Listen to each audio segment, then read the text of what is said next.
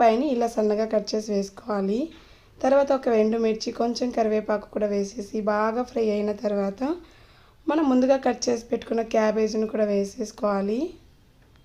తర్వాత అందులో చిటికెడు పసుపు, సరిపడా ఉప్పు కూడా వేసేసి ఒక్కసారి బాగా కలిపేసుకోవాలి. ఉప్పు, పసుపు బాగా క్యాబేజీకి పట్టేలాగా కలిపేసుకొని మూత పెట్టేసి సిమ్లో ఒక 10 నిమిషాల వరకు అలాగే వదిలేయాలన్నమాట. అందులో ఉన్న వాటర్ తోటి క్యాబేజీ అనేది చక్కగా ఉడికిపోతుంది. ఈలోపు మనం పల్లీ పొడి అనేది రెడీ చేసి పెట్టుకోవాలి.